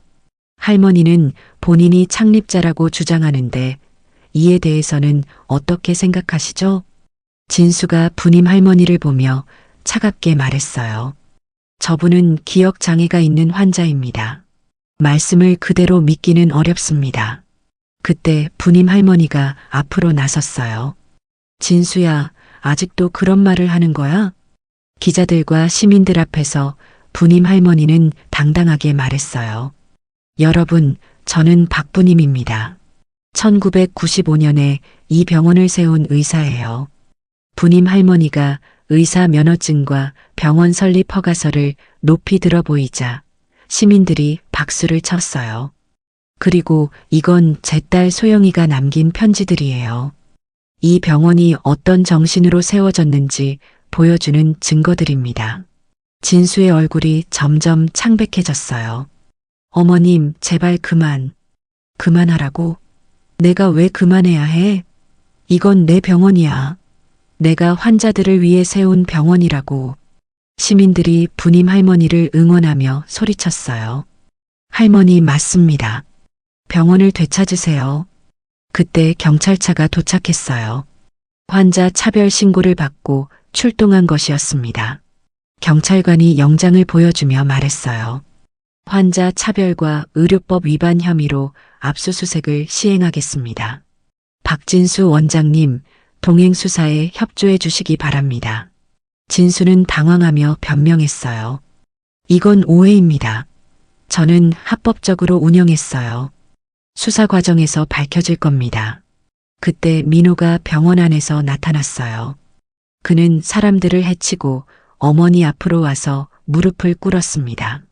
어머니, 정말 죄송합니다. 제가 잘못했어요. 민호야, 저는 알고 있었어요. 이 병원이 어떻게 시작됐는지. 하지만 진수 매형이 무서워서 아무 말도 못했어요. 시민들이 그 광경을 지켜보며 숙연해졌어요. 저는 환자를 차별하는 것을 보고도 막지 못했어요. 어머니께 정말 죄송합니다. 부님 할머니는 아들을 보며 복잡한 심정이었어요. 민호야, 늦었지만 이제라도 옳은 일을 해야지. 네, 어머니. 경찰에게 모든 걸 다 말하겠어요. 경희도 나타났는데 그녀는 남편과 함께 경찰서로 가야 했어요. 어머님, 저희가 정말 잘못했어요. 부님 할머니는 며느리를 보며 말했어요. 경희야, 소영이가 살아있다면 뭐라고 했을까? 환자를 돈으로 차별하는 걸 보고 뭐라고 했을까? 경희는 대답하지 못하고 고개만 숙였어요. 경찰이 진수와 경희를 데려가는 모습을 시민들이 지켜봤어요. 일부는 박수를 치고 일부는 숙연한 표정으로 바라봤습니다. 그날 저녁 모든 방송국 뉴스에서 이 사건이 메인으로 다뤄졌어요. 78세 할머니가 냄새 난다고 차별받았던 병원. 알고 보니 그 할머니가 바로 그 병원의 창립자였습니다. 환자를 차별하는 시스템을 운영한 혐의로 병원장이 경찰에 연행되었습니다. 부님 할머니는 유진과 함께 뉴스를 보며 말했어요. 유진아, 이제 정말 시작이야. 우리 병원을 원래대로 되돌려야 해. 네, 할머니. 제가 끝까지 도와드릴게요. 그날 밤 부님 할머니는 딸의 사진을 보며 말했어요. 소영아, 엄마가 약속을 지키고 있어. 진수가 망쳐놓은 우리 병원을 되찾고 있어. 세상에 진실이 알려진 첫날이었어요. 하지만 이건 정의를 되찾기 위한 긴 여정의 시작에 불과했습니다. 조사 진행 중인 몇 주 동안 부님 할머니의 삶은 완전히 달라졌어요.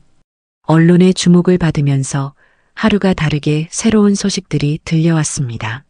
할머니, 오늘도 취재 요청이 5개나 왔어요. 유진이 전화를 걸어와서 알려주었어요. 이제 유진은 부님 할머니의 든든한 동반자가 되어 있었습니다. 그래, 많이 오네. 하지만 중요한 건 수사가 어떻게 되고 있는지야. 네, 그 소식도 있어요. 검찰에서 병원 회계 장부를 전부 압수했대요. 그리고 VIP 환자 명단도 확보했다고 하더라고요. 부님 할머니는 안도의 한숨을 쉬었어요. 드디어 진실이 밝혀지는구나. 지난 몇 주 동안 연일 터져나오는 폭로들은 충격적이었어요. 박진수와 경희가 운영했던 차별 시스템이 생각보다 훨씬 체계적이고 악랄했거든요. 한 주 전에는 병원 내부 직원들의 증언이 쏟아져 나왔어요. 정말 환자를 등급으로 나눠서 진료했어요. A등급은 VIP, B등급은 일반, C등급은 가능하면 다른 병원으로 보내라고 했거든요. C등급 기준이 뭐였나요?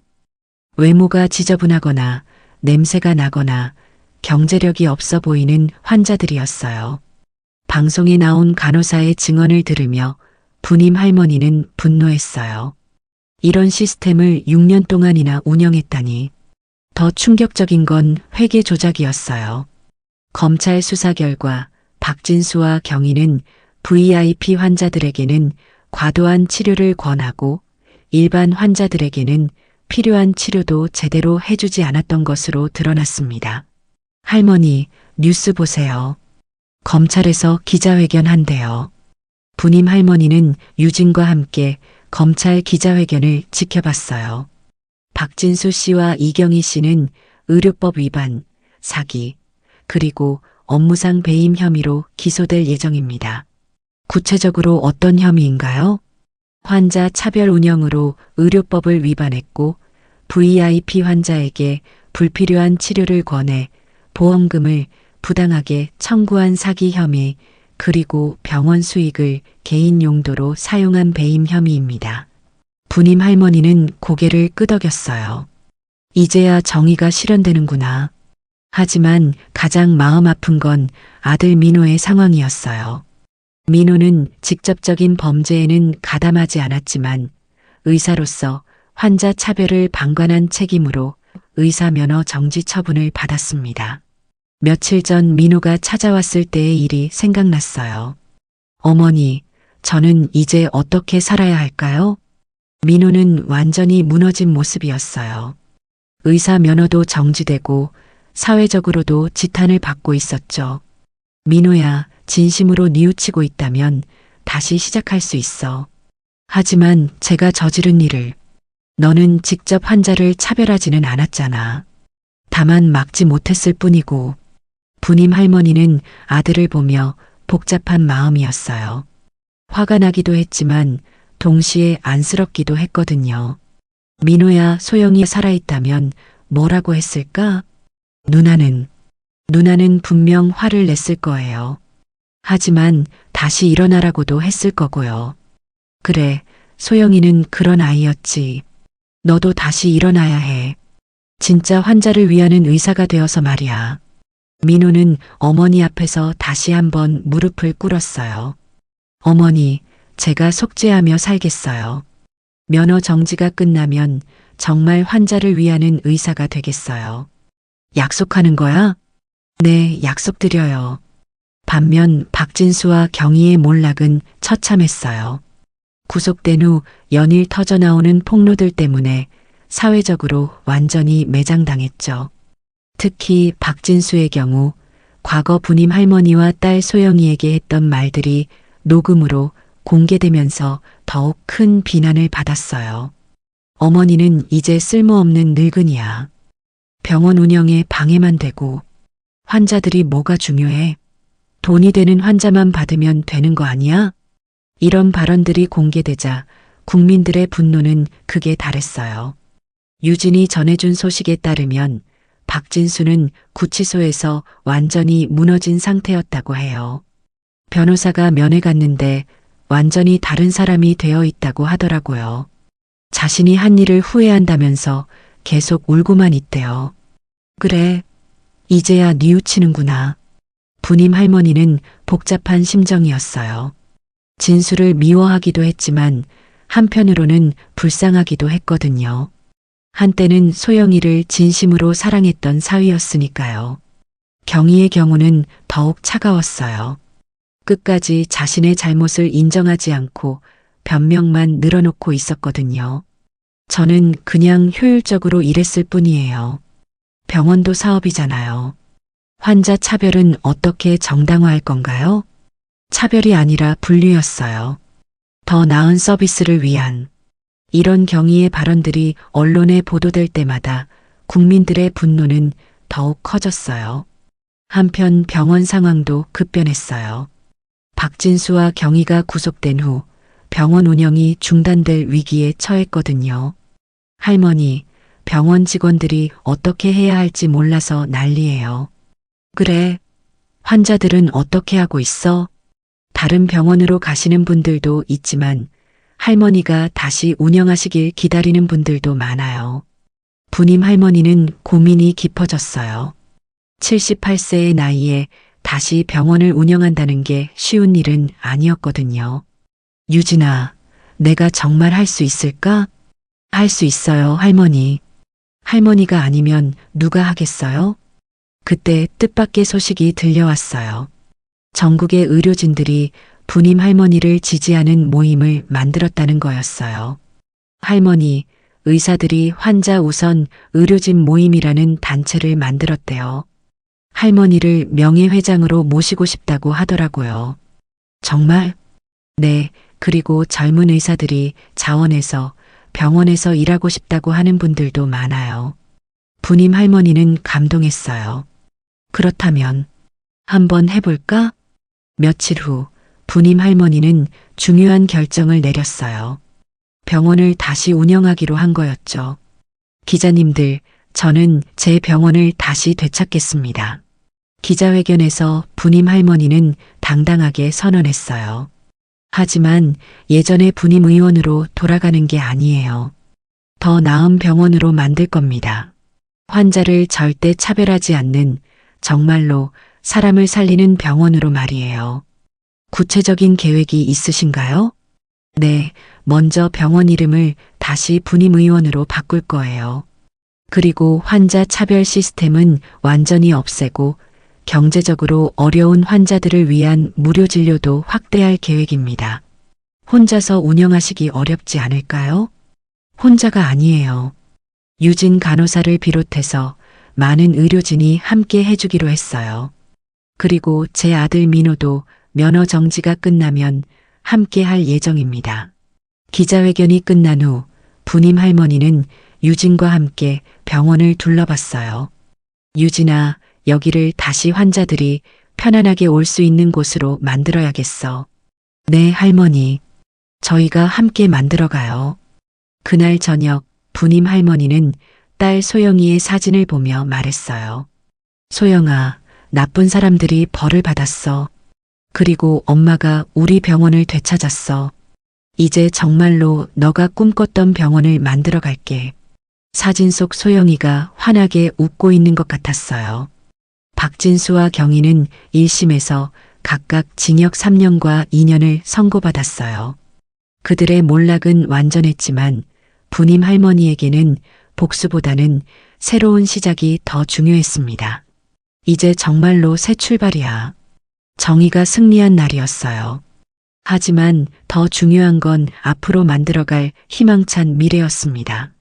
몇 달이 지난 초봄, 부님 할머니는 새롭게 단장된 병원 앞에 서 있었어요. 큰 간판에는 부님 의원이라는 글씨가 다시 걸려 있었습니다. 30년 전 처음 개원했을 때처럼 따뜻하고 친근한 느낌이었어요. 할머니, 오늘이 재개원 첫날이에요. 떨리시죠? 유진이 부님 할머니 옆에서 미소를 지으며 말했어요. 이제 유진은 부님 의원의 수간호사가 되어 있었습니다. 응, 조금 떨려. 하지만 기대도 돼. 부님 할머니는 병원 입구에 새로 세운 기념판을 바라봤어요. 창립자 박부님, 이소영을 기리며 환자를 차별하지 않는 병원이라고 적혀 있었습니다. 소영아, 엄마가 약속을 지켰어. 우리가 꿈꿨던 병원을 다시 만들었어. 오전 9시 부님 의원이 정식으로 문을 열었어요. 첫 번째 환자는 몇 달 전 부님 할머니가 도우려 했던 그 할아버지였습니다. 할머니, 그때 저를 도와주셔서 고맙습니다. 천만에요. 이제 편안하게 진료받으세요. 부님 할머니는 직접 할아버지를 진료실로 안내했어요. 78세의 나이에도 불구하고 여전히 당당했습니다. 유진아, 환자분들 접수할 때 절대 외모나 경제력으로 판단하지 말고 아픈 정도를 우선으로 해줘. 네. 벌써 오늘만 50명 넘게 예약이 들어왔어요. 부님 의원의 재개원 소식이 알려지면서 많은 환자들이 찾아왔어요. 특히 경제적으로 어려운 환자들이 많았는데 부님 할머니는 누구든 차별 없이 받아주었습니다. 점심시간 부님 할머니는 새로운 젊은 의사들과 함께 식사를 했어요. 전국에서 부님 할머니의 뜻에 동참하고 싶다며 지원한 의사들이었습니다. 선생님들, 우리 병원의 원칙을 잊지 마세요. 환자는 모두 평등합니다. 네. 정말 의미 있는 일에 참여할 수 있어서 영광입니다. 환자 한 분 한 분을 가족처럼 대해주세요. 그게 우리가 지켜야 할 가치예요. 젊은 의사들은 부님 할머니의 말씀에 깊이 공감했어요. 이들은 모두 환자 우선 의료를 실천하고 싶어 하는 사람들이었거든요. 오후에는 특별한 손님이 찾아왔어요. 아들 민호였습니다. 의사 면허 정지가 해제된 후 처음으로 어머니를 찾아온 거였어요. 어머니, 면허가 복원됐어요. 그래, 축하해, 민호야. 민호는 어머니 앞에서 조심스럽게 말했어요. 어머니, 저도 여기서 일할 수 있을까요? 정말로 환자를 위하는 의사가 되고 싶어요. 부님 할머니는 아들을 오랫동안 바라봤어요. 민호의 눈에는 진심 어린 후회와 결심이 담겨 있었습니다. 민호야, 조건이 있어. 네, 무엇이든 말씀하세요. 앞으로 절대 환자를 차별하지 말 것, 그리고 어떤 압력이 있어도 옳은 일을 할 것, 약속할 수 있어? 네, 어머니. 약속드려요. 누나에게 부끄럽지 않은 의사가 되겠어요. 부님 할머니는 아들의 손을 잡았어요. 그럼 우리 함께 해보자. 소영이도 기뻐할 거야. 저녁 무렵 부님 할머니는 병원 로비에서 특별한 행사를 열었어요. 딸 소영이의 일기를 공개 낭독하는 시간이었습니다. 환자들과 의료진, 그리고 기자들이 모인 가운데 부님 할머니가 마이크를 잡았어요. 여러분, 오늘 제 딸 소영이가 남긴 글을 읽어드리고 싶어요. 부님 할머니는 떨리는 목소리로 딸의 일기를 읽기 시작했어요. 2017년 12월 15일. 오늘 한 환자분이 냄새 난다고 거부당하는 걸 봤다. 정말 화가 났다. 사람이 냄새로 차별받는 세상, 그것이야말로 진짜 병이 아닐까? 우리 병원만은 절대 그래서는 안 된다. 환자의 마음까지 치료하는 곳이어야 한다. 많은 사람들이 눈물을 흘렸어요. 특히 몇 달 전 냄새 때문에 차별받았던 환자들은 더욱 감동했습니다. 소영이의 말이 맞습니다. 사람을 외모나 냄새로 차별하는 것, 그것이야말로 진짜 병이에요. 우리 부님 의원은 그런 마음의 병까지 치료하는 곳이 되겠습니다. 박수가 터져 나왔어요. 환자들은 부님 할머니에게 감사의 마음을 표했습니다. 행사가 끝난 후 부님 할머니는 유진과 함께 병원을 둘러봤어요. 유진아, 정말 꿈만 같아. 몇 달 전만 해도 여기서 냄새 난다고 모욕당했는데. 할머니, 이제 이 병원의 진짜 주인이 돌아오셨어요. 아니야, 주인은 환자들이야. 우리는 그저 환자들을 돌보는 사람들일 뿐이지. 그때 한 기자가 다가와서 질문했어요. 할머니, 박진수 씨와 이경희 씨에 대해서는 어떻게 생각하세요? 아직도 원망하시나요? 부님 할머니는 잠시 생각한 후 대답했어요. 원망보다는 안타까워요. 진수는 처음에는 정말 좋은 의사였거든요. 소영이를 사랑했고 환자들도 돌봤어요. 하지만 어느 순간부터 변했죠. 용서하신 건가요? 용서와는 다른 문제예요. 그들이 저지른 일에 대해서는 책임을 져야죠. 하지만 저는 앞으로만 보려고 해요. 더 나은 병원을 만드는 것, 그게 더 중요하니까요. 며칠 후 부님 할머니는 뜻깊은 소식을 들었어요. 전국의 여러 병원에서 부님 의원 모델을 도입하겠다고 나선 거였어요. 할머니, 서울의 한 대형 병원에서 환자 차별 금지 시스템을 도입한다고 해요. 할머니의 사례가 큰 영향을 미쳤대요. 정말? 그것보다 기쁜 일이 어디 있겠어. 그리고 의과대학에서도 할머니 이야기를 교육 자료로 사용하고 싶다고 하더라고요. 부님 할머니는 감동했어요. 자신의 경험이 다른 곳에서도 변화를 만들어내고 있다는 사실이 기뻤거든요. 어느 날 오후 부님 할머니는 특별한 환자를 만났어요. 시골에서 온 7세 아이였는데 부모가 경제적으로 어려워서 치료를 받기 힘든 상황이었어요. 할머니, 우리 아이 좀 봐주세요. 돈은 없지만 돈 걱정은 하지 마세요. 아이가 아프면 당연히 치료해야죠. 부님 할머니는 아이를 정성껏 진료했어요. 그리고 필요한 약값까지 병원에서 지원해 주었습니다. 할머니, 정말 고맙습니다.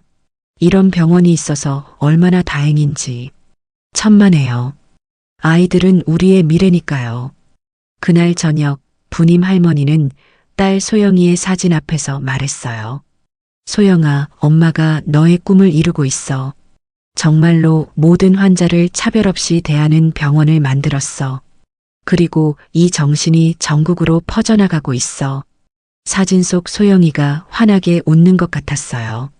엄마는 이제 진짜 행복해. 78살에 새로운 시작을 할 수 있게 되어서 고마워. 한편 구치소에 있는 박진수에게는 부님 할머니의 편지가 전해졌어요. 진수야, 나는 너를 미워하지 않는다. 다만 안타까울 뿐이야. 언젠가 너도 진정으로 뉘우치고 새로운 사람이 되기를 바란다. 소영이가 사랑했던 그 착한 사람으로 돌아오기를. 박진수는 그 편지를 읽고 눈물을 흘렸어요. 감옥에서 지내는 동안 자신이 얼마나 잘못 살았는지 깨닫고 있었거든요. 몇 달이 더 지난 여름 부님 의원은 지역에서 가장 사랑받는 병원이 되었어요. 환자들은 진료 실력뿐만 아니라 따뜻한 마음씨 때문에 이곳을 찾았습니다. 부님 할머니는 매일 아침 출근할 때마다 가슴이 뛰었어요. 환자들을 만나는 것이 즐거웠고 아픈 사람들을 돕는다는 것이 보람됐거든요. 유진아, 나는 정말 행복해. 이 나이에 이런 일을 할 수 있다니. 할머니도 저희에게 큰 선물을 주셨어요. 정말 의미 있는 일을 할 수 있게 해주셔서 고마워요. 그날 오후 부님 할머니는 시골 마을로 무료 진료를 나갔어요. 한 달에 한 번씩 찾아가는 봉사활동이었습니다. 시골 마을 회관에는 진료를 받으려는 할머니, 할아버지들이 줄을 서 있었어요. 모두 경제적으로 어려워서 병원에 가기 힘든 분들이었습니다. 할머니, 고마워요. 이렇게 찾아와 주시니까 얼마나 고마운지. 아니에요. 제가 더 고마워요. 여러분이 있어서 제가 의사로서 보람을 느낄 수 있거든요. 부님 할머니는 한 분 한 분 정성껏 진료했어요. 때로는 단순한 치료뿐만 아니라 마음의 위로도 함께 전해주었습니다. 할머니, 몸도 아프지만 마음도 아팠는데 오늘 할머니 만나서 마음이 많이 나아졌어요. 그래요? 그게 바로 진짜 치료예요. 몸만 고치는 게 아니라 마음까지 치료하는 것 말이에요. 무료 진료를 마치고 돌아오는 길에 부님 할머니는 노을이 지는 하늘을 바라봤어요. 소영아, 엄마가 너가 꿈꿨던 의사가 되었어. 환자의 마음까지 치료하는 의사 말이야. 그날 밤 부님 할머니는 일기를 썼어요. 오늘로 부님 의원 재개원 6개월이 되었다. 그동안 정말 많은 일이 있었지만 지금은 무엇보다 행복하다. 78세에 새로운 꿈을 이룰 수 있다는 것, 그리고 많은 사람들과 함께 그 꿈을 나눌 수 있다는 것이 기적 같다. 소영아, 고마워. 너가 있어서 엄마가 이 길을 걸을 수 있었어. 부님 할머니의 이야기는 이제 전설이 되어 많은 사람들에게 희망과 용기를 주고 있었어요. 나이가 들어도 꿈을 포기하지 않는다면, 정의를 위해 싸운다면 반드시 승리할 수 있다는 것을 보여준 거였죠.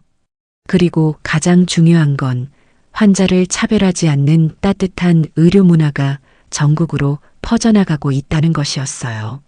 부님 할머니의 용기 있는 행동이 만들어낸 아름다운 변화였습니다.